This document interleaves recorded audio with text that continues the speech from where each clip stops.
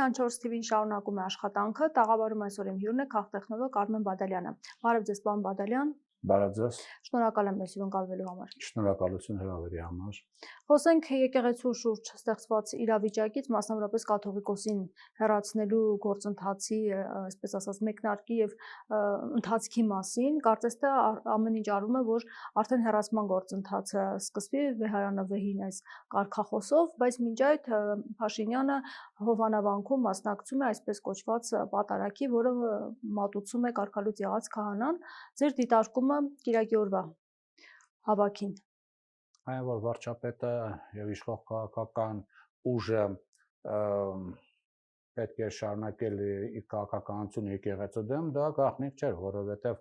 բազմիցս ասել են եւ մի անգամ էլ կկրկնենք, հայ առաքելական եկեղեցին դա ցանցային կառուցվածք ունեցող կառույց է, որը անմիջականորեն շփում ունի շարքային քաղաքացու հետ, հատկապես գյուղաբնակ բնակչության հետ եւ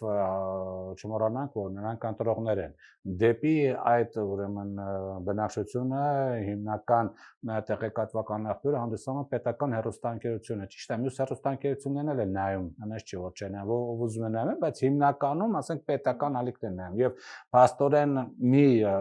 պատկեր են ձևավորում, իսկ եկեղեցին այլ պատկեր կարող է ձևավորել, սա մեկ։ Երկրորդ, եկեղեցին ունի հեղինակություն, պետական հեռուստաընկերությունը չունի հեղինակություն, այսինքն իմ տեղեկությունը տալիս է, երկուսն էլ տալիս են, բայց մեկ ունի հեղինակություն, իսկ պետական հեռուստաընկերությունը չունի հեղինակություն։ Եվ բնականաբար կա ամենայն հավանականությամբ մտահոգություն իշխող քաղաքական ուժի մոտ, որ այս հեղինակություն ունեցող կառույցի տեղեկությունը կարող է ընտրությունների ժամանակ աշխատել ի վնաս իշխող քաղաքական ուժի, որտեղ հասկանալի է, որ եկեղեցին, որ Արցախի թեմ է պահում, քահանաները, որոնք մասնավոր զրույցներ են ունենում տեղի բնակիչների հետ, դա չի նշանակում իհարկե բոլորի հետ, այնպես չի, որ բոլորի հետ քահանան դուրս է գալիս եւ միտինգ է անում, ոչ, նա ոչ միտինգ է անում, ոչ ջերդ է անում, ոչ ցույց է անում, բայց մասնավոր զրույցներ, ում որ հետ նպատակարար գտնի, նրանց հետ կարող է որոշակի զրույցներ ունենալ, նշելով թե ում չի կարելի ընտրել, ով է երկրի համար չարիք հանդիսացող։ Եվ բնականաբար նման երևույթը թույլ չտալու համար դու պետք է կառույցը վերցնես քո հսկողության տակ, ինչը չի հաջողվում, որտեղ սահմանադրությամբ եկեղեցին եւ կրոնական կազմակերպությունները անջատված են պետությունից եւ իշխող վարչապետը չունի եւ իշխող քաղաքական ուժը չունի որևէ իրավական լծակ այդ գործընթացը փոխել համար, բացի սահմանադրությունը փոխելուց, իսկ սահմանադրություն չի կարող փոխել, չի կարող փոխել, փորձում է այլընտրանքային ճանապարհով գնալ, ինչ որ արել են 1920-ական թվականներին բոլշևիկները, երբ որ փորձում էին, այնտեղ ինչ որ կենթանի եկեղեցի ստեղծել, մի այդպիսի գործընթաց կար, նորոգչական շարժումը փորձում են պարակտում մտցնել եւ եկեղեցու մեջ իրենց կողմնակիցներին, դեպի իրենց գրավել, նո այն ժամանակ էլ դա չհաջողվեց, 1, 2, 3 հոգու հաջողվեց իրենց կողմը գրավել, բայց ընդհանուր անգամ այն բոլշևիկների տերորի ժամանակ դա չհաջողվեց։ Հիմա նույնպես չհաջողվեց, որովհետեւ այո, այդ Վանավանքում տեղ ունեցած իր գործողությունը, որը առաքելական հետ կապ չունի եւ ընդհանրապես քրիստոնեական այդ դավանաբանության որևէ ծառայություն չունի, դա ընդհանրապես վարչական մի միջոցառում էր եւ շատ հետաքրքիր մի երևույթ պարզվեց, որ չնայած գործադրված այդ մեծ վարչական ռեսուրսին, ընդհանրապես մի քանի 100 հոգի մարդ էր բերել, իշխանությունը նշում է 1000-1200, սակայն իրականում այդքան չի, երբ որ նայում եք, տեսնում եք, մոտավորապես դրա կեսն էր, 5-600 հոգի, բայց եթե տեղից հանում եք քաղաքացիական հագուստով ոստիկաններին, պետական պահպանության ծառայողներին, վարչական ռեսուրսով բերածներին իդեպ դել նույնպես ուրեմն քրեական պատժելի արարք է, որովհետեւ դու չես կարող մարդու կրոնական, հարկադրես մարդուն կրոնական ինչ որ ծեսակատարություններ մասնակցել, չմասնակցել, դա մարդու անձնական կյանքի վրա բռնություն է, դա ժողովրդավարական երկրներում անմիջապես հետաքննության առարկա կդառնա եւ համապատասխան պատժամիջոցներ կլինեն, բայց քանի որ մենք վաղուց այլևս ժողովրդավարության կղզյակ չենք, դա չի լինում, բայց ինչ մենք տեսանք, որ չնայած այդ վարչական ռեսուրսին, մի 6-700 հոգի մարդ էր, այսպես 5-600 թող լինի մի քիչ ավել 700 հոգի մարդ էր բերել, չնայած վարչապետի կողմնակիցների թիվը շատ է, այնպես չի, որ վարչապետը ամբողջ Հայաստանում 6-700 հոգի մարդ է մնացել ու քվեարկող չէ, Իդեպ դա եթե գումարենք մեր ձևով շարժման հանրավակին, որը եղավ մոտ 2 շաբաթ առաջ, եւ այնտեղ էլ տարբեր թվեր են նշում 7000, 10000, 20000, 25000, լավ, վերստեք միջինը 20000, հիմա 15000, հաթող միջին թիվ լինի 15-ից 20000, բայց մեր ձևով շարժման կողմնակիցների թիվը այդքան չի, շատ ավելին է։ Եվ մենք ինչ ենք տեսնում, վարչապետը իրականացնում իշխող քաղաքական ուժը վարչապետի ղեկավարությամբ իրականացնում է միջոցառում, որին մասնակցում են անգամ վարչական բերելով եւ այլն, 1000 հոգի չի մասնակցում, շատ ավելի քիչ, 5-600 հոգի, 700 հոգի, անդերմությունը հանրավակի անում առանց վարչական ռեսուրսի, ասեմ 15 հոգի, չնայած կողմնակիցները շատ են եւ այս կողմ եւ այս կողմ։ Իսկ սա նշանակում է մի բան, որը մի օրնաչափություն արդեն կա, փողոցը որպես այդպեսին դադարել է գոյությունը, փողոցը դուրս չի գալի, դուրս չեկավ պաշտպանելու մեր ձեմ շարժմանը, ասենք տասնյակ հազարավոր, 100,000-ավոր մարդ չեկավ, չնայած այդքան դժգոհավոր մարդ կա, երկրորդը դուրս չեկավ վարչապետին պաշտպանելու, չնայած վարչապետը ինքը որպես քաղաքական գործիչ ինքը ունի նաև տասնյակ հազարավոր կողմնակիցներ, բայց տասնյակ հազարավոր կողմնակիցներ դուրս չեկան իրեն աջակցելու, այսինքն երկու կողմին էլ փողոցը հասկացնում է, որ փողոցը Հայաստանը որպես գործոն դադարել է գոյություն ունենալ, այլևս չկա։ Փողոցի միակ հնարավորացենք ուժը պոտենցիալ դա անդրատեղամասում քվեարկել է, վերջ ինքը այլևս պոտենցիալ չունի, այսինքն մենք փաստում ենք։ Իշխանափոխությունը միայն ընտրություններով է հնարավոր։ Չէ, մենք ընտրություններ չենք, հնարավոր տարբեր ճանապարհներով, բայց ոչ փողոցային ճանապարհով։ Անդիմությունը պետք է սա հաշվի առնի։ Հայաստանի Հանրապետությունում փողոցը դադարեց գործոն լինելուց։ Սա ցույց տվեց այս եկեղեցու ուրեմն օանավանի դեմքը։ Իհարկե կարելի է հաջորդ շաբաթ վարչապետը նշել է, որ նորից ինքը ասեն ավելի շատ մարդ կփորձեն հավաքել Իրաքի օրը։ Հա, բերեն 2000 հոգի, հա, բայց չի գալու այն տասնյակ հազարը, որ պաշտպանում է գործող վարչապետին։ Ինքը չի գալու, այսինքն փողոցը ինքը այլևս գործոն չէ։ Միգուցե եկեղեցու դա մեր գործողությունները եւ եկեղեցական թեմա է, այսպես ասած, դրա համար չեն մասնակցում։ Կապ չունի, եթե դու կողմնակից ես ուրեմն եթե տեսակետ ենք առաջ քաշում, նշանակում է վարչապետի կողմնակիցների համար եկեղեցին ավելի մեծ հեղինակություն է, քան վարչապետը։ Իսկ դա նշանակում է տարաձայնություններ են։ Հա, իսկ դա նշանակում որ վարչապետի չպետք է գնան եւ իսկ դա նշանակում որ վարչապետը այլոց կողմնակիցներ չեն։ Եթե կա մեկ այլ քաղաքական սուբյեկտ, որի հեղինակությունը իրենց համար ավելի մեծ է, քան վարչապետը, ուրեմն իրանք այլևս վարչապետի կողմնակիցներ չեն, բայց այդպես չի, էլի։ Այնպես կան վարչապետի տարբեր անհամաձայնություն ամեն դեպքում ունեն, նույնիսկ հարցազրույցների ժամանակ են փորձում խուսափել այդ հարցերից, ինչը վերաբերում է եկեղեցուն։ Հա, դա չէ, կա խուսափելու խնդիրներ, դա ուրիշ է, բայց ես խոսում եմ իր ընտրազանգվածի համար։ Իր ընտրազանգվածը փաստորեն ինքը դուրս չեկավ աջակցել, լավ, այնպես չէ՞ որ իր ընտրազանգվածը ամբողջովին, ասենք, պաշտոնյար դարավ, ասենք ընդամենը, եթե հանում ենք այդ քաղաքացիական հակոստով ոստիկաններն եւ այլ, այդ մի քանի 100 հոգուն, ընդամենը ինչ է 2-300 հոգի մարդ էր այս Հայաստանում, որ գաղափարական բաներ էլի, իր կողմնակիցներ իհարկե ոչ։ Այնպես որ կարող ենք մի սա փաստել։ Փողոց չկա, սա գիտություն ընդդիմությանը, որոնք ասում են, չէ, այս հեսանայք մենք փողոցով ոնց ենք ակտիվացնելու, հեսանայք մենք փողոցի միջոցով ինչ ենք անելու, փաստեք, դուք այլևս փողոցի միջոցով ոչինչ չեք կարող անել։ Այնպես չի, որ մեր ձևով շարժման ընդամենը 15000 հոգիներ պաշտպանում Երևանում, որոնք եկել են հանրավակի, չէ, շատ ավելին են պաշտպանում, բայց իրանք էլ չեկան, չէ, բաներն ինչ տարաձայնություն ունեն։ Ուղղակի փաստենք մի գործընթաց։ Սանից հետո ինչ որ քաղաքական, ասենք, գործընթացներ դուք հաշվի առնեք, իրականացնեք, փողոցի գործոնը ձևական բնույթ է կրելու, ընդամենը մասով կա ձևական բնույթ, որպես ուղեկցող բնույթ, բայց ոչ հիմնականը, սա պետք է հաշվի առնեք մոտակա երկար ժամանակահատվածում։ Այո, դուք կգնաք բակերում, կհանդիպեք քաղաքացիների հետ, կգան, ձեզ հետ կհանդիպեն, բայց իրանք փողոց դուրս չեն գալու, ինչ որ լուրջ արմատական տենց հուշկու հանրավակներ, փողոցի պայքել երթեր տեղի չեն ունենալու։ Չկա այդ փողոցը, սա մեկ։ Երկրորդ տեսեք շատ կարևոր բան տեղ ունեցավ հոկտեմբերի 27-ին վեհապարի ընտրության օրն էր եւ այս Հովանավանքի ոնց որ ձախողված այս միջոցառումը պետք է դառնար ինչպես իրանք են ասում իշխող քաղաքական ուժը հա վեհապարին ուրեմն վեհարանից դուրս բերելու քայլի մեկնարկ դա ձախողվեց ամբողջովին ձախողվեց, որովհետև արդեն հոկտեմբերի 28-ը անցավ, հիմա արդեն հա մի շաբաթ արդեն նոյեմբերի քանիսն է գալիս, այդ ժամանակ պետք է սկսեն, հիմա նայել չի լինելու, այսինքն շատ հանգիստ։ Այսինքն այդ մարդիկ պետք է գնային հետո վեհարան, պահանջեն։ Չէ, տեղից պետք է առաջին քայլ լիներ, եթե բնականաբար շատ մարդիկ լինեին, հա, մեկնարկով արդեն պետք է գնա, բայց մեկնարկը ձախողված է։ դա նշանակում է, որ վարչապետի արշավանքը եկեղեցու դեմ ձախողված է։ Իհարկե ինքը չի ցանկանում սա այդ համակերպվել, որովհետև եթե ինքը ձախողված այս ոլորտում, կասեն այդ հայտնի Մագուլի նման մուլտը, չէ՞, հիշում եք, որ այս Մակիլը պромахнулся, нам нужен новый вожак, հա, այսինքն կասեն, որ վարչապետը այս ոլորտում ձախողված, եթե ձախողված այս ոլորտում, ուրեմն եկեղեցին ի վերջո այն հիմնականությունն է, որի վրա ատամները ջարդած վարչապետի։ Հիմա դա իհարկե սա փոխաբերական իմաստով, իհարկե դա ցույց է տալիս, որ այս ոլորտը ինքը չի կարողանում ոչինչ անել եւ ինչպես ինքն է սիրում իր բառապաշարով ազգային ժողովը ինչպես էր ասում անդիմությանը թռնեք երկինք իշնեք ներքև սա սենց պետք է լի հիմա ինքը թռնի երկինք իշտի ներքև ինքը ձախողեց թե Հովանավանը թե եկեղեցու դեմ արշավի ինքը էլի կփորձի 1 2 3 անգամ չի հաջողել եթե կաթողիկոսին կալանավորի ինչը որ արդեն քրեական գործ է հարուցված որը առնչվում է ուրեմն կալանավորը կարող են հեռացնել չեն կարող կալանավորը կարող են հեռացնել դա հարց չի լուծում կալի կաթողիկոսը կալանավորված հա կարող է նաև անգամ բանտարկել խնդիր չկա այդ բանտը կվերածվի վեհրանի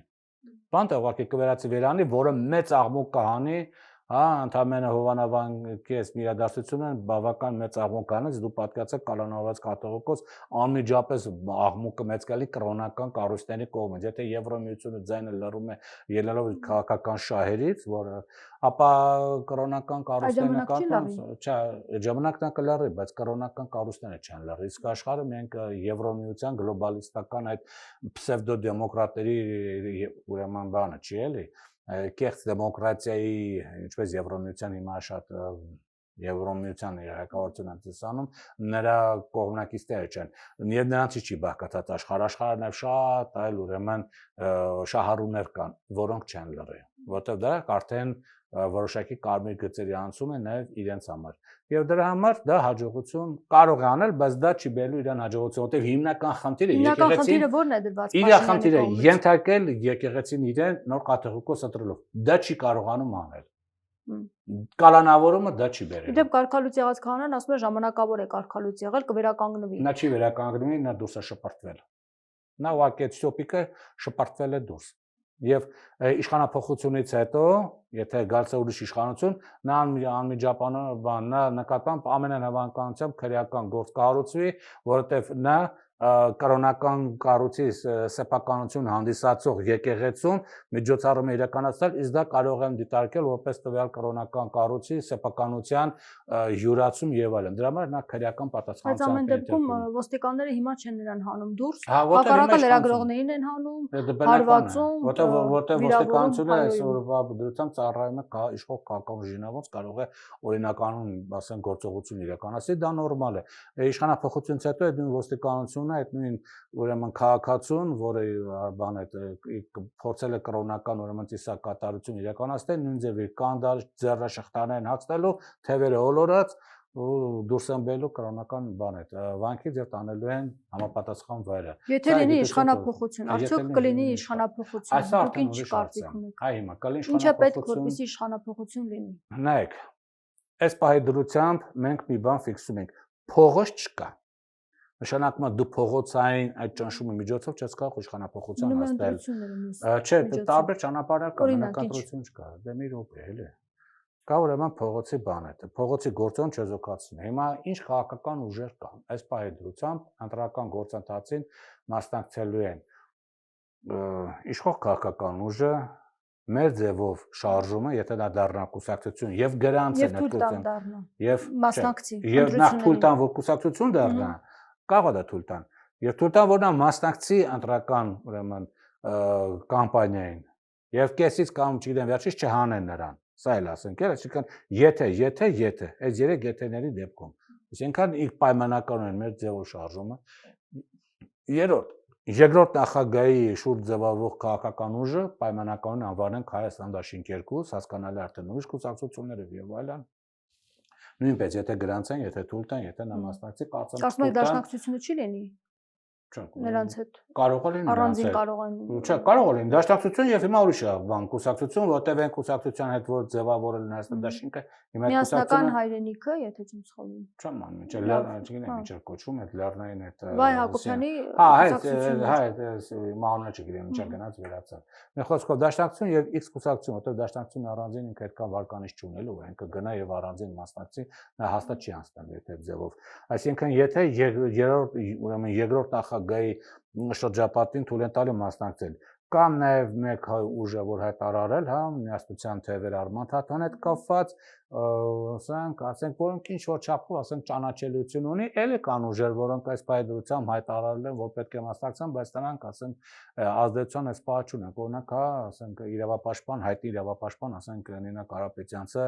որը կուսակցության է հիմնել եւ փաստորեն հա նժար է կուսակցությունը բայց ինքը այդ բան չունի էլ ասենք այդ պոտենցիալը կառույցը դեռևս չունի ինքը որպես իրավապաշտպան շատ գերազանց իրավապաշտպանություն է իրականացրել որտեղ անձամբ ասենք շփում ունեմ գիտեմ իսկ մնացածների դեպքում էլ ասենք բայց ինքը այդ կուսակցությունը այնպես չի որ դու գրանցեցիր արտադրության նախարարություն դու պետք է ճանաչելիություն ունես դու պետք է ասենք ցանցային կառույց ունենաս քեզ աջակցող լրատվամիջոցություն ունենաս եւ այլ այսինքն մի քանի ուժեր կան որոնք մասնակցելու են ընտրություններին բայց Հայաստանի ընտրությունը միայն ներքաղաքական գործընթաց չէ։ Սա ֆիքսեք։ Սա ինչ որ աֆրիկյան երկիր չի կամ խաղաղության կղզի չի, որը մենակ մեզնից է կախված եւ ոնց գրանցի քվեակեցի տենց էլ կլինի։ Չէ, այդպես չէ։ Հայաստանյան ընտրությունները վրա էապես ազդելու է աշխարհակաղակական գործոնը։ Այս պահի դրությամբ, երբ որ Եվրոմիությունը լռում է այն արակների վրա, որ կատարում է իշխանությունը, աջակցում է Փաշինյանի իշխանությանը։ Այո, սա աջակցություն է անձամբ վարչապետի եւ անձամբ վարչապետին, անգամ իր իշխանություն, իր թիմակիցները չէ, անձամբ վարչապետի աջակցությունն է։ Ու նաև կարող է դա ինչ-որ ձևով նաև այլ իր թիմակիցներն էլ աջակցություն լինի, եթե փոխվի եւ այլն, բայց այս պայդրությամբ ֆիքս ենք։ Վարչապետը եւ նա թիմակիցը, բայց առաջինը թիմ վարչապետը ստանում է Եվրոմիության աջակցությունը։ Եվ նա ստանալու է այդ աջակցությունը ամեն ձևով։ Օրինակի դիվանագիտական, քաղաքական, լրատվական Միգուցե նաև ֆինանսական, բացի ռազմական աջակցությունից, որովհետև որ մենք վերցնում ենք ընտրությունները, մենք ասում ենք, մենք նույնը տեսել ենք Մոլդովայում, մոտ 3 շաբաթ առաջ Մոլդովայում տեղացավ ընտրություններ, որը նույնպես խիստ կարևոր էր։ Ինչու համար է խիստ կարևոր Մոլդովա-Հայաստան ընտրությունը Եվրոմիության համար։ Մոլդովան եւ Հայաստանը գտնվում են մի sense մեծ տարածքում, որոնց սկսում է Մոլդովա, Ուկրաինայի Օդեսա, Նիկոլաև մարզեր, Սևծով Անդրկովկաս, Կասպիցով, Կենտրոնական Ասիա։ Այս ամբողջ տարածքը վերցվում է գլոբալիստների հսկողության տակ։ Եվրոմիությունը գլոբալիստների հնարան է հանդիսանում։ Նրա դաշնակիցը Թուրքիան է հանդիսանում, նույնպես ազդեցություն ունի Հարավային Կովկասում։ Իսրայելը նույնպես ինչ որ չափով ազդեցություն ունի Հարավային Կովկասում, հանդիսանում Ադրբեջանի լավ հարաբերություններ եւ Բրիտանիան, որը Եվրոմիության անդամ չէ, բայց գլոբալիստների հենասյուներից մեկն է հանդիսանում ազդեցություն այս տարածքում։ Այս ամբողջ տարածքը ընդդեմ Ռուսաստանի ուղղված եւ Իրանի ուղղված։ Դրա համար այս տարածքի համար պետք է որ այս տարածքում իշխանությունները լինեն առնվազն դաշնակից կամ տոտալ կախված գլոբալիստներից։ Մոլդովայում դա իրականացեցին բեսպրեդելի միջոցով։ Երբ որ արգելեցին մեզ դնեստրի բնակիչներին քվեարկել, թույլ չտվեցին Ռուսաստանում բացվել տեղամասեր, հա ընդամենը 2 տեղամաս 10000 քվեատերտի։ Երբ որ միայն Իտալիայում, եթե չեմ սխալվում, 80 տեղամաս բացվեց, որը բավականին ուրեմն մեծ ձայներ բերեց եւ 230 տեղամաս ամբողջ Եվրոմիության տարածքում ընդեղից 120000 ձայն բերեցին։ Լցեցին։ Սա մեկ եւ երկրորդը մոլդովական տարբերակի դա այն է, որ արգելեցին որոշ կուսակցությունների մասնակցել ընտրություններին։ Դաշինքներ, ուրեմն հաղթանակ դաշինքին արգելեց մասնակցել ընտրություններին։ Չգրանցեցին ուղղակի։ Գրանցված դաշինքից մի կուսակցությանը թույլ չտվեցին որ գնա ուրեմն քվեարկության եւ ուրփաթորը հենց քվեարկությունից այդ դաշինքից այդ կուսակցությունը հանեցին։ Ուրիշ կուսակցության ընդհանրապես թույլ տվեցին որ մասնակցի ընտրությունների, բայց հայտարարեցին, որ ինքը սխալ կառուցարշավ է իրականացել եւ իր ձայները զերոացեցին, որով Մայսանդոյի աջակցող կուսակցության տոկոսները բարձրացավ եւ այլն։ Հիմա չի բացառվում որ նույնն այն է, այսինքն Եվրոմիությունը նույն ձևի աջակցություն տա Հայաստանին։ Հիմա դիմադիրներ, այսինքն իշխող քաղաքական ուժ ունի լոզունգ, խաղաղություն, տարբեր ձևերով կարող ասի խաղաղություն։ Եվրոմիության հետ օրակարգը Եվրոմիությունը դա խաղաղության, այսպես ենթաճյուղերից մեկն է եւ Եվրոմիության աջակցություն։ Եվ վարչական ռեսուրս, այսինքն ունի վարչական ինչ որ ձավով ընտրազանգված ունի հեղինակությունից չի, 0 չի։ ունի որոշը։ Ինչ տոկոս չեմ կարող ասել, որտեղ ես չեմ հավատում Հայաստանում հրապարակող սոցիոլոգիական հարցումների, ոչ իշխանության, ոչ ընդդիմության տոկոսների հետ կապված, որտեղ այդտեղ մանիպուլյացիոն պահ շատ է, բայց ունի ընտրազանգված վարչական ռեսուրս, ունի, ասենք, հիմնական ասելիք, խաղաղությունը եւ ունի Եվրոմիության աջակցությունը գլոբալիստների, նաեւ Թուրքիան է, որը Եվրոմիություն չի, բայց իսկ չունի աջակցություն։ Չէ, ամենը Հայաստանից դուրս եկել, այս տարածաշրջանից դուրս եկել։ Անկամ այն Զանգեզուրի Միջանցքը իրան պետք է զուտ Իրանի դեմ ինչ-որ կոնտեքստում։ Ինքը այս տարածաշրջանում այլև չկա, մեն դուրս եկել։ Ինչ վերաբերում է ընդդիմությանը, ընդդիմությունը ունի վարկանիշ, այսինքն այդտեղ հավասար է ընդդիմությանը, բնականաբար վարչական ռեսուրս չունի, չի կարող ունենալ, անգամ այն վարչական ռեսուրսները, որ ուներ, դա հա մեկին գնդակահարեցին, մյուսին կալանավորեցին համայնքապետերին եւ այդ եղած վարչական ռեսուրսներ ձեռից վերցեցին, Վանաձոր, Ալավերդի եւ այլն զրկվեց, այսինքն վարչական ռեսուրսի տեսակետից ինքը չունի, ասելիքը այս պայդրությամբ մի քիչ անհասկանալի է թե ինչ են ուզում ասել ընդդիմադիրները, իրենց համար լուրջ խնդրեմ է սա եւ ամենակարևորը նա աշխարհակահաղական աջակից չունի այս պահի դրությամբ։ Իշխանությունն ասում է Ռուսաստանն է։ Ռուսաստանի աջակցությամբ Մոլդովայի ընդդիմությունը պարտվեց։ Հայաստանում ընդդիմությունը հաղթանակի համար ուզի թե չուզի առաջին հերթին պետք է դիմի Իրանի Իսլամական Հանրապետության աջակցությանը, որովհետև այո, այնտեղ կրոնաքաղաքական այդ ուժը, որը ասոցիացվում է կրոնաքաղաքական ուժ, նա կողմնակից կլներ, որ Հայաստանում լիներ ազգային իշխանություն, ոչ գլոբալիստների հսկողության տակ գտնվող բանատաջակցությունը եւ եթե դու ունենաս Իրանի Իսլամական Հանրապետության աջակցությունը, բայց դու պետք է իմանաս ինչ առաջարկես, այստեղ է կարևոր, որտեղ Իրանի հետ ամեն ինչ դու չես կարող ասել։ Նրանց հետաքրքիր է ճանապարհը այդ Իրանց շատ ուրիշ բան է հետաքրքիր, չէ, իրանց շատ ուրիշ բան է հետաքրքիր, կան թեմաներ, որ հետաքրքիր են, դրա համար երբ որ դուք ուսումնասիրում եք իրանց լրատվական դաշտը, տելեգրամյան ալիքները, դուք հասկանում եք իրանց ինչ է հետաքրքիր։ Շատ պարզ է, դա ուղղակի է թող ընդդիմությունը մտածի դրա մասին։ Եվ բնականաբար, երբ որ դու դա առաջարկում ես, իրանց կողմից դաշնակից ես գտնում նաև Ռուսաստանի դաշնակիցը, որը փոխհատուցում է եվրոպական դաշնակիցներին։ Այդ դեպքում ուժերի հարաբերակցությունը հավասարվում է, եւ դու այդ դեպքում կարող ես իշխանափոխություն իրականացնել, սկսած պայմանական ասած մեկ շաբաթից մինչև հունիսի 7-ը, այսինքն երբ որ տեղի կունենա, այսինքն եւ միջև ընտրություն եւ ընտրություն օրը, բայց իհարկե խոսքը վերաբերում է սահմանադրական ճանապարհով բանը կատարվող գործողություններին։ Ամեն ինչ դու կարող ես անել, բայց դրա համար դու պետք է իմանաս ինչ առաջարկես իրան, այս է ամենակարևոր հարցը։ Դա դժվար չէ գլխի ընկնել, երբ որ իրանց ուրեմն ծանոթանում ես իրանց այսպես լրատվական քաղաքական դաշտին։ Նաև Ռուսաստանին բնականաբար կարող ես դիմել եւ այլն ստանալու համար համապատասխան աջակցություն, բայց եթե դու միայն Ռուսաստան դիմես, դու կունենաս ինչ որ Մոլդովայում տեղ ունեցավ։ Մոլդովայում ընդդիմությունը հենվեց ուրեմն Ռուսաստանի աջակցության վրա եւ բնականաբար այնտեղ պարտվեց։ Իհարկե հաղթանակը շատ քիչ հավանական էր, ավելին ասեմ, այն ուժը դաշինքը, որը մտել է պարլամենտ, որի ներկայացնի իբրտե ռուսամետ ուժ, անգամ Մոլդովայի պարլամենտի առաջին, հա, նստաշրջանի առաջին նիստը չի կայացել, նրանք արդեն պառակտվեցին։ Սոցիալիստները առանձին գնացին, կոմունիստները առանձին գնացին, այսինքն ռուսամետ դաշինքը առանձնել շատ թույլ էր, հիմա ավելի թույլացավ, ուրեմն երկու պուճուրի խմբակցություններ ձևավորեցին, այսինքն ռուսամետ ուժը հələ նիստը չսկսած արդեն պառակտվեց։ Այնպես որ Հայաստանում, եթե հույսը միայն այնը որ պետք է Ռուսաստանի աջակցությամբ իշխանության գալ, նրանք չարաչար սխալվում են։ Նրանց համար կարևորը այդ ասելիքն է, ինչ է կարևոր ասել, որը դու կարող ես եթերում չասել, բայց պարտադիր ես ասել քո դաշնակիցներին, եւ պետք է այնպեսի մի հատ գլոբալ թեմա ասած, որը հակակշռ իշխանությունն ասած խաղաղությանը, հակառակ դեպքում քեզ չեն աջակցի, իսկ դա նշանակում է, որ իշխող քաղաքական ուժը 26 թվականին նորից կարող է կենտրոնական ընտրական հանձնաժողովի տվյալներով իրեն ուրեմն հաղթանակ գրանցեն եւ 5 տարի նորից վարչապետը մնա իր պաշտոնում մինչև 31 թվականը։ Իսկ Ռուսաստանը արդյոք աջակցում է կամ չեզոք է, որ Հայաստանի իշխանությունը վերարտադրվի։ Չէ, չեմ կարծում, որ նա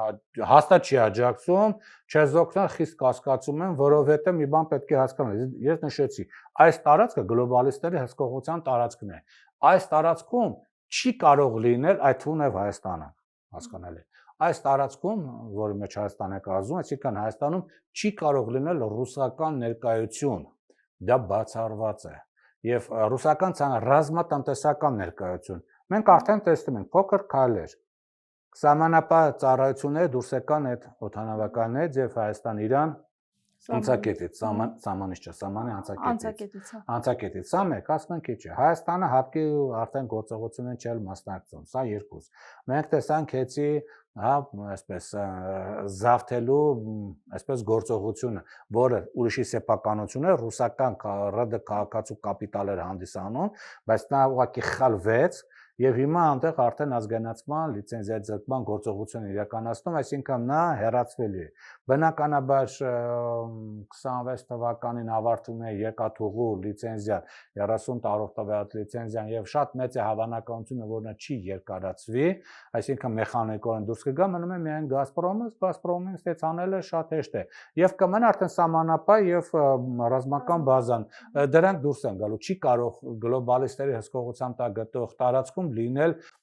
ռուսական ռազմական ներկայացում, անգամ սովորական բանը, ռազմական ասենք հանդերձանքը, զինվորականության հանդերձանքի հարցը պաշտպանության նախարարությունը անում քննարկեց, չնայած Ռուսաստանը հիմա SVU շրջանակներում ռազմական գործողությունն եւ ըստ այդմ փորձից ձեռք բերելով ինքը բավականին որակյալ ռազմական հագուստ է հանդերձանք է պատրաստում, բայց անգամ եւ բավականին նոր ու բավականին որակյալ, բայց անգամ այս հարցով չգնացին ռուսների կողմից, որ ավելի որակյալ եւ ավելի մոտիկ, ավելի միգուցե լավ պայմաններով կառաջարկվի, այլ ԱՄՆ-ի հետ են անում, իսկ սա պատահական չէ արդեն, այսինքն սա քայլ առ քայլ հեռացում է, շատերին թվում է, որ եթե իշխող քաղաքական ուժը, հա, արևմտամետ, ինչի մի օրում սա չեն անում, չէ, մի օրում չեն անում, քայլ առ քայլ են անում, քայլ առ քայլ տենց հեռացնում է ռուսական երևույթը։ Դրա համար ռուսական հանդիպում է Պուտինին, գնում է բոլոր այդպես հանդիպումներին։ Հա, բան չանի, ասենք Պուտինը դուրը խփի Փաշինյաներին, ասի չգասի բան, բնականաբար տենց չի գնում իշխանությունը։ Որտեվ հապկյան, որտեվ բանը հապ չի գնում, չէ։ Գնում է ԵՏՄ-ից փողի կարիքա, դրանից ԵՏՄ-ին գնում է, բայց միևնույն ժամանակ պատրաստում են Եվրամիության հետ, ուրեմն նոր հա, այդ ասոցիացման այդ SEPA-ի նոր տարբերակը եւ արտգործնախարարն էլ բան այդ եվրոպական լրատվամիջոցին տված հարցազրույցում նշում մոտակա, հա, ժամանակահատվածում մենք ուրեմն կարող ենք դիմենք Եվրամիության հետ ավելի խորացված հարաբերության մասին։ Չմոռանանք, որ նախընտրական կամպանիայի ժամանակ հաջորդ տարի մայիսի 4-ին Երևանում կանալի է Եվրամիության քաղաքական համայնքի հավաքը, որտեղ կարող է ստորագրվել Հայաստան Եվրամիության խորացված այդ ուրեմն պայմանագիրը, որը նախընտրական կամպանիայի համար բավականին ուրեմն դրական դեր իրեն կարող են դա որպես PR կամպանիա տեսակետից ներկայացնել։ Այսինքն այն, որ Հայաստանից ռուսական ներկայությունը զորացվել է, կարծում ռուսական կողմը պետք է որ հասկացված լինի, բայց իսկ ռազմաբազան ինչպես են հեռացնելու։ Մինչև 40 թիվը կա պայմանագիր, ինչպես է լինելու, որովհետև ասում մեր օրակարգում նման հարց չի քննարկվում։ Հայրենի օրակարգում Արցախը Հայաստանն էր եւ վերջ։ Իսկ հիմա ամեն ինչ անգամ պատյան դասագրքերում Արցախը վերացնում է։ Հասկանում եք, ասել իշխանությունները այսպես են ասել իրենց կառավարման 8-րդ տարում, երբ որ իրանք նախորդ ինչ ասել են, լրիվ հակառակ են արել, բնականաբար տրամաբանական չէ։ Երբ որ ասում են բազայի հարցը չի քննարկվում, դա մեր օրակարգում չկա, ուրեմն հաստատ բազայի հարցը իրանց օրակարգում կա, ուղղակի ժամանակը չի։ Չմոռանանք, Արցախը Հայաստանն էր եւ վերջ, քաղաքացին տուգանվելու մատերիալ չի եւ վերջ, հա, Հայաստան ժողովրդավարության կղզի եւ վերջ, դատական համակարգը պետք է անկախ լինի եւ վերջ, հա, քաղաքացուցը կախված արդեն ով է լինել իշխանությունը եւ վերջ, բայց դե ոնց որ թե կոռուպցիան չպետք է լինի եւ վերջ, բայց դե ոնց որ թե լրիվ Վացաստան հակառակ է դուրս գալու։ Ռուսաստանը իր դիրքորոշում կունենա, չեզոք կհետևի այս ամեն ինչին։ Ռուսաստանը քաղաքական դուք որոշեք։ Չէ, Ռուսաստանը այստեղ դուրս է գալու նա ռազմական տեսակետից այդքան վտանգ չի ունենում, բայց ռեպուտացիոն մեծ վտանգ է ունենում, որովհետև վնաս է կրում, որովհետև նրա սահմանները արդեն Հյուսիսային Կովկաս, միգուցե Հյուսիսային Կովկասը ավելի վստահ ոչ թե Հյուսիսային Կովկասի մամետական հանրապետությունների հետ հարավով գնա, այլ միգուցե արդեն Կրաստադար ու Ստավրոպոլով գնա, այսինքն Ռուսաստան մի 300 տարի ուրեմն ետ է գնում եւ ամենակարևորը, եթե այս տարածքը փաստացի անցնում է արդեն վերջնականապես գլոբալիստների հսկողության տակ, հաջորդ տարածքը դա Ղազախստանն է, Կենտրոնական Ասիան եւ Ղազախստանը, եւ Ղազախստանի միջոցով անմիջականորեն հարվածը ուղղվելու դեպի ուրեմն Ռուսաստանի արդեն ներքին, որտեղ որ նայում եք Ղազախստանի սահմանները Ռուսաստանի, դա մոտ 7000 քառակուսի կիլոմետր։ Այդտեղ տարբեր տեսակի ռազմական սարքավորումներ, եթե դինեք, բավական հեռու դինեղված սարքավորումներ, ամբողջ Սիբիրը դուք կտեսնեք, հա, ռադիոհեռախոսության սարքավորումներով ամբողջ Սիբիրը հեռավորալը կարելի ուրեմն շատ հանգիստ տեսնել եւ այդտեղից էլ ազդել ասենք, չգիտեմ, հա, Թաթարստանը մոտիկ է, հակաթաթարական մի հատ կամ թաթար բանջատողական ընջացող ռադիոկայան ես դնում, երբ որ Ղազախստանը ամբողջովին դառնում է գլոբալիստների հսկողության տակ գտնվող տարածք եւ այդտեղից տարբեր ազգային փոքրամասնություններ են փորձված ոտի անել։ Իսկ այն որ ղազախական էլիտան ամբողջովին այս պայծրությամբ ջարդվելով թեքվում է դեպի Եվրոմիություն, դա արդեն տեսանելի է դա անգամ Ռուսաստանի ռազմական բլոգերներն են տեսել։ Այնպես որ բավականին բարդ քաղաքական գործընթաց են տեղի ունենում, բայց դա կանխելու համար պետք է մի բան, առաջին դու պետք է իմանաս ինչ ասես բնակչության ու դա հասկանաս բնակչությանը ձևի համար, բայց իրականում ինչ առաջ ով է դաշնակից, ինչպես դաշնակցեց Իրանի հետ եւ ինչ առաջարկեց Իրանին, որպեսզի նա համաձայնվի։ Այդ առաջարկները դժվար չի գտնելը, դա արդեն տեսանելի է, կալասավ կա, բայց դու պետք է իմանաս։ Բայց նա ինչպես են աջակցելու այստեղի ընտրություններին։ Օրինակ իշխանության դեպքում կարող ենք ասել, որ աշկ կարող է փակել Եվրամիությունը, եթե օրինակ կեղծիքներ լինեն կամ ծեծ ու ջարդ լինի։ Այս դեպքում ընդդիմությունը ինչպես են աջակցելու։ Աջակցման արդեն տարբեր ձևեր կան։ Դա նույնպես ուրեմն տարբեր, այսպես հա, պատմություններ, տարբեր երկրներում տեղ ունեցած գործընթացները ուսումնասիրելով, ընտրական գործընթացները ուսումնասիրելով, տեսնում են, որ հա ինչպես են այս կամ այն ուժերը աջակցում։ Իհարկե խոսքը վերաբերում է սամտվյալ երկրի սահմանադրական շրջանակներն սահմանադրության շրջանակներում, բայց սահմանադրությունը կարդալուց դու պետք է ոչ թե սահմանադրությամբ լինես օրիջինալիստ, այսինքն սահմանադրությունը բառացի հասկանաս, այլ սահմանադրությունը դու պետք է էությունը հասկանաս։ Երբ որ դու սահմանադրության էությունը հասկանաս, դու կիմանաս ինչպես կարելի է Հայաստանում հանգիստ իշխանապողություն անել, երբ որ քեզ թվում է, որ իշխանությունը բավականին ուժեղ է, չէ։ Կարող ես ճանապարհներ գտեցի վերջո Հայաստանը այնց լուսնի վրա գտնող երկիր չի կամ չգիտեմ, էլի թիվ 1 երկիրը չի, որտեղ այդ իշխանապողության հարցը կա, 200 երկիր կա, այնտեղ էլ իշխանապողության հարցեր եղել են եւ որոցը խնդիր չկա դրա հետ կապված։ Ուղղակի պետք է հասկանալ ինչ առաջարկել դաշնակիցներին, որպեսզի դու քեզից արժեք ներկայացնես, որտեղ առանց դրսի աջակցությամբ դու քո ուժերով, այն որ հեքիաթ են պատում, մենք մեր ուժերով իշխանապողություն կանենք, չէ, դուք ձեր ուժերով իշխանապողություն չեք կարող անել։ Սա միանշանակ ֆիքս է, որտեղ չկա փողոցի ռեսուրսը։ Քաղաքացին կարող է գնալ քվեարկել, անգամ տեր չի կարող կանգնել իր քվեարկած քվեաթերթիկին։ Խնդրեմ, Գյումրիում ով բան այդ Վարդան Ղուկասյանին, հա, երբ որ կալանավորեցին, քանի հազար մարդ գնաց քվեարկեց եւ քանիսը գնաց նրան պաշտպանելու։ Եվ արդյոք բոլոր պաշտպանածներն են քվեարկածներն են ուղղակի պաշտպանելու։ Վերջո կալանավորվեց եւ ինչ եղավ։ Ոչինչ էլ չկարողացան ստեղծել անել, ոչ էլ հավաքներ շարունակվեց։ Հա, իսկ պաշտպանությունները։ Հա, իսկ ինչա թվում, որ նույն լինելու ազգային ժողովի, նույնը չի կրկնվելու ազգային ժողովից հետո։ Կամ միջև ազգային ժողով։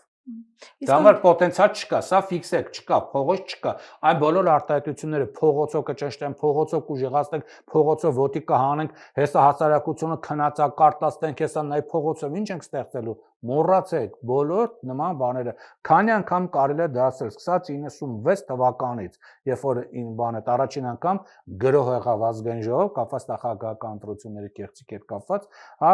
ընդդիմությունը անգամ գրողեց ազգային ժողովը, ծեծեց ազգային ժողովի նախագահան եւ նա տեղակալներին, բայց արդյունք չունեցավ։ Սկսած այդ պահից միջև հենց այս Գյումրի քաղաքապետի ուրեմն այս կալանավորումը տեսակ փողոցով հարց չի լուծում, փողոցը այդ պոտենցիալը չունի։ Մենք էլ այն երկիրը չենք, որ փողոցում ինչ-որ շարժում լինի, իշխանությունը ասի, հա, ուրեմն խնդիր կա, մենք պետք է ուրեմն դրանով զբաղվենք։ Իսկ պետք է միաբանվի ընդդիմությունը, որ կարողանա հաղթանակ ունենալ, որովհետև ասացիք մի քանի ուժեր են, գլխավոր որ շարժիչ են լինելու ընդդիմության համար։ Չի կարելի, որովհետև քաղաքական գործընթացներում միությունը բերում է այսպես հակավարկանիշների ավելի արագ միավորմանը, քան վարկանիշների։ Քաղաքականությունը պարզ մեխանիկա չի, որ 5-ին գումարած 5 գումարած 5 լինի 15, չէ։ Այդ 3-5-ի գումարը կարող է լինի ընդամենը բանը 2, 4, 6, 1, բայց կարող 15, 16 շատ քիչ է լինում, շատ որոշակի դեպքերում, որոշակի պայմանների դեպքում կարող է նրանց միավորումը լինել 16, 17, 18, բայց շատ ավելի հաճախ լինում է 1, 2, 3։ Այնպես որ Իսկ եթե առանձին է պայքարի դուրս գալիս, ավելի վտանգը մեծ չի, որ իշխանությունը չի թույլ տա ընտրությունների մասնակցեն կամ ավելի ճնշումների ենթարկի։ Չէ, եթե միասնական գնաց, միանգամից բան կանեն։ Դե բոլորին միանգամից բոլորին չեղալ կանեն, չեն թույլ տա կարողանա չեղարկել։ Իհարկե կարողանա չեղարկել, իսկ ինչ եղել ունա չկարողանա։ Եթե դու չունես աջակցություն, ասենք, ինչպես քո դաշնակիցների կողմից աջակցություն չունես, քաղաքական, համադրական աջակցություն չունես, բնականաբար դու ոչինչ չես կարող անել։ Եթե դու ունես ցանկություն իշխանությունը փոխելու եւ ուղեղ ունես եւ տիրապետում ես, ասենք, խոսքի օրինակ այդ բաներին, հա, ասենք տեղեկատվական հոսքերին, տիրապետում ես այդ